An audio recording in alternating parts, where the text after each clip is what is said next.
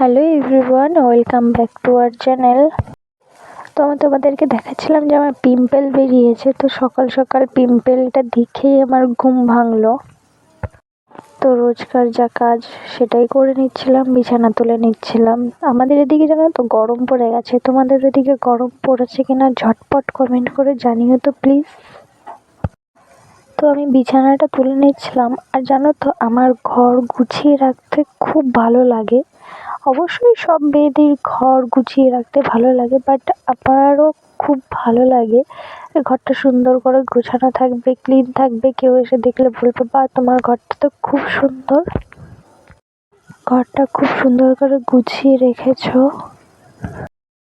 আর জানো তো ঘর গুছিয়ে রাখার পর কেউ যদি বলে তোমার ঘরটা তো খুব সুন্দর গোছানো, তখন মানে শুনলেও ভালো লাগে যে না, আমার ঘর গোছানোটা কারোর পছন্দ হয়েছে। তো দেখো আমি বিছানাটা তুলে নিয়েছি খুব সুন্দর করে। আর আমার ঘর গোছানোটা সবাই খুব পছন্দ করে, যেই দেখে সেই বলে তুমি খুব সুন্দর করে ঘর গোছাতে পারো।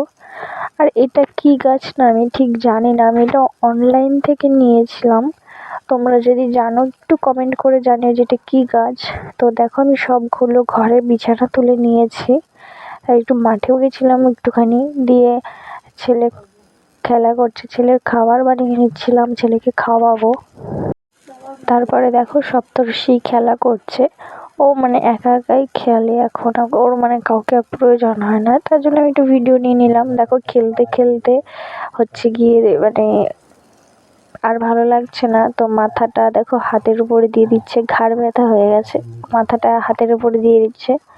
আমি তাই বলছি তাহলে চলে আসো আমার কাছে, দিয়ে আমি কোলে নিয়েছি যে চলো তোমাকে আর খেলতে হবে না, আসবে না, ব্যথা হয়ে গেছে।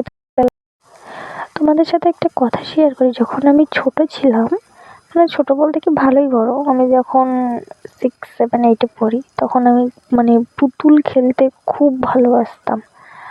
আর আমার যে কত পুতুল ছিল, আমার যে পুতুলের কত ড্রেস ছিল, মানে কি বলবো, সবাই আমাদের বাড়িতে আসতো খেলতে।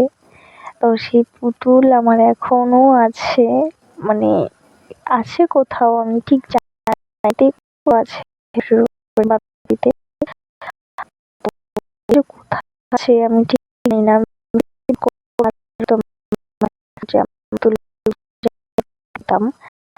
তো এখন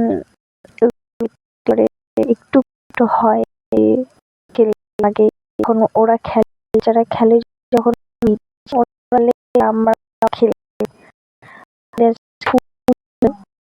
সে ফুল